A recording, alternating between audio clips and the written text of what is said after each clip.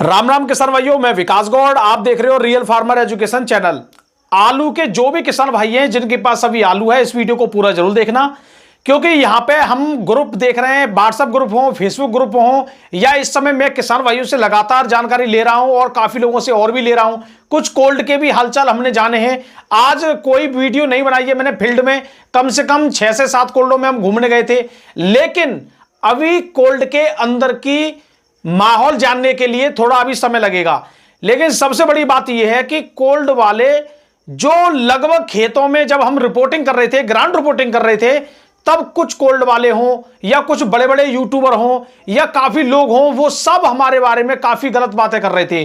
और तो और कुछ मंडी के जो भी आड़तियां हैं वो भी हमारे ऊपर टिप्पणी कर रहे थे कि एक अलीगढ़ का विकास गौड़ है, वो उल्टी सीधी जानकारी दे रहा है कि आलू की पैदावार कम। ये यूट्यूब वाले हर साल यही दिखाते हैं। तो भैया देखिए, सबसे बड़ी बात है ये है कि ना तो हम पैदावार कम और ना हम पैदावार ज्यादा, जो हमें दिखी है वो हमने दिखाई है। सबसे बड़ी बात, अब हमें कम दिखी है तो कम दिखाई है, ज्यादा भी मैंने दिखाई है, लेकिन उस पर आपने ध्यान नहीं दिया।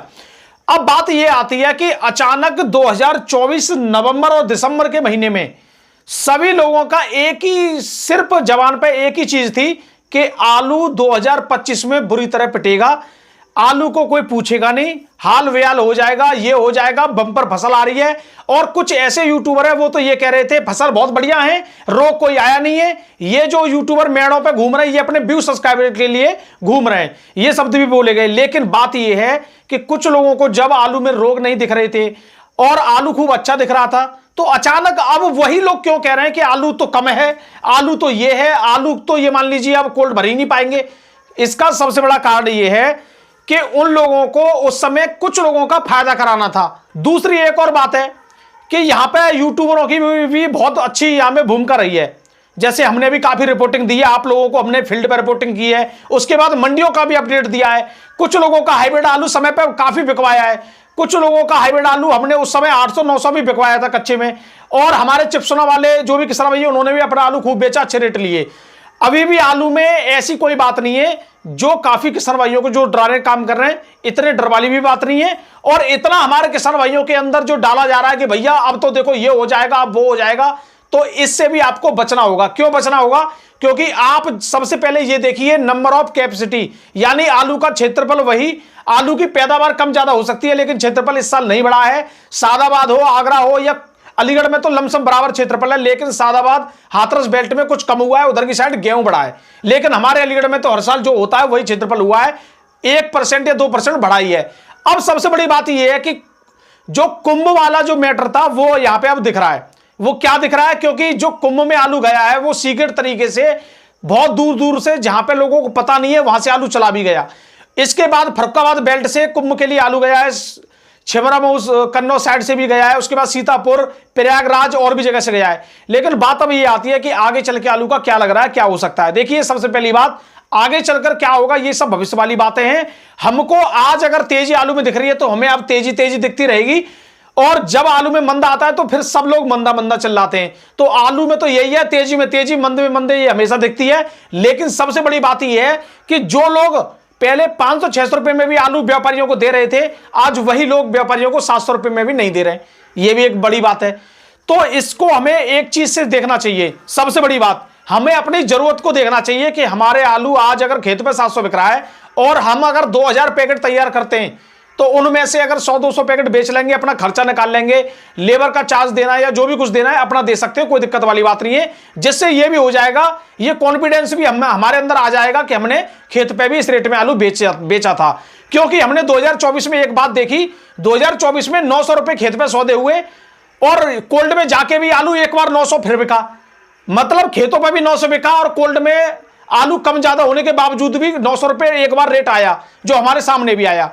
जिस समय सितंबर के महीने में मैं ऊना होशियारपुर गया था, उस समय 900-950 रुपए का ही रेट था। ऊना होशियारपुर की रिपोर्टिंग के बाद अचानक आलू 1100-1200 रुपए तक हो गया था। तो इससे किसान भाइयों आप लोगों को यह सीखने को मिल रहा है कि हमें केवल मौके का फायदा उठाना चाहिए।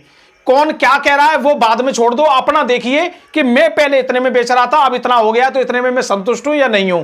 अगर आपकी इच्छा है कि नहीं भैया कोल्ड में बेचूंगा, आगे आलू में बहुत अच्छा रहेगा, तो आप बिल्कुल कोल्ड में रखिए।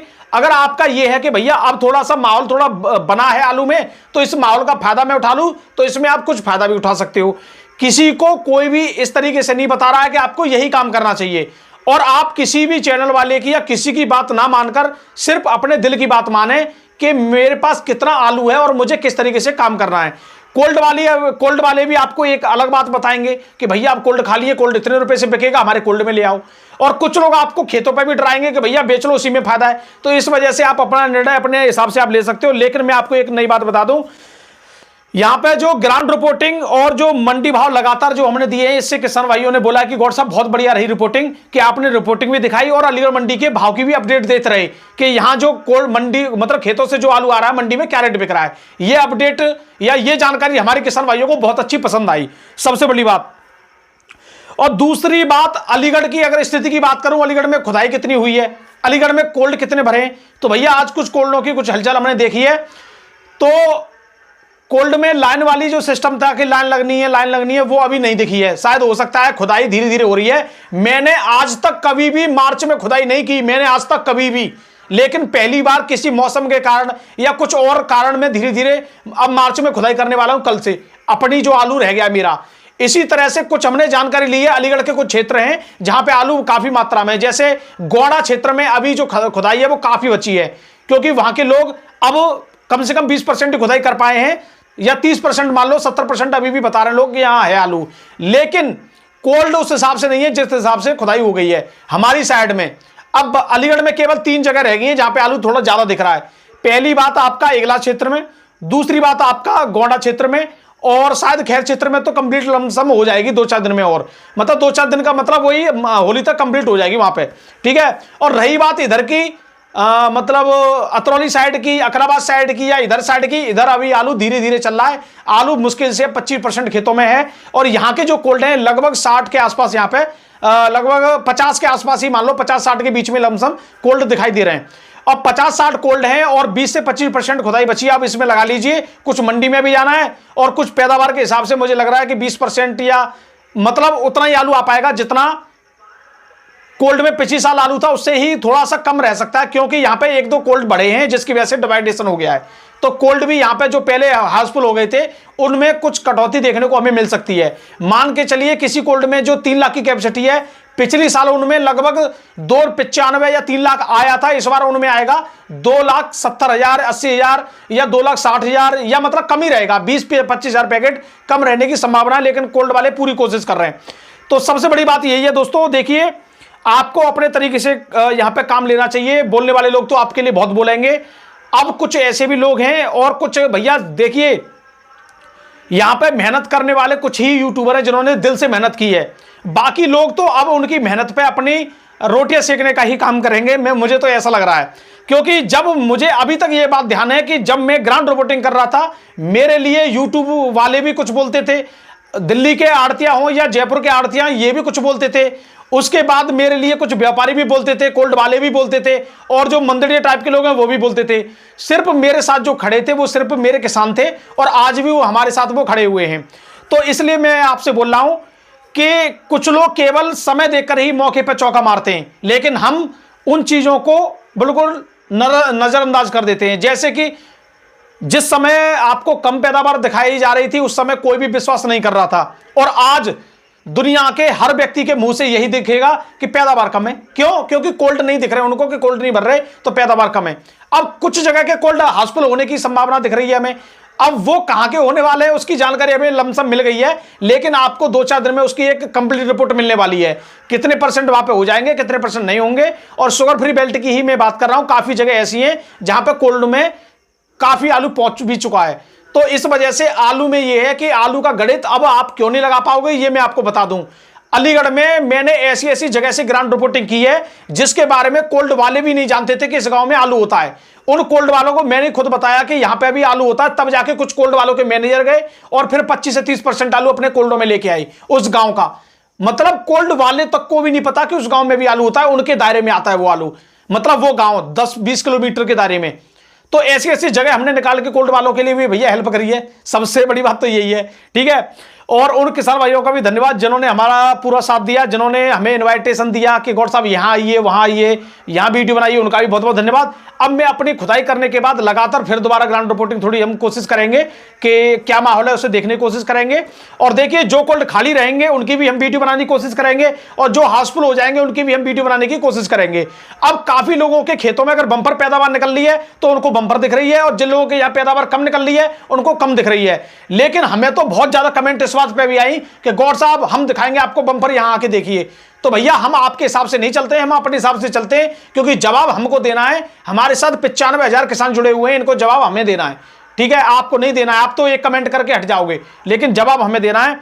और हमें एक चीज का बहुत बड़ा वो था, वही चीज यहां देखने को मिल रही है। मुझे एक बात का ये डर था कि कुछ यूट्यूबर बाद में यूटर्न लेंगे। यूटर्न कैसे लेंगे कि जैसे हम कम दिखा रहे हैं, अगर पैदावार कम आई तो वो कम कम बताने लग जाएंगे, और अगर पैदावार बाई चांस अगर पैदावार ज्यादा आती तो ये लोग वही है यही बोलने लगते कि भैया कम पैदावार दिखाने वाले यूट्यूबर कहां हैं।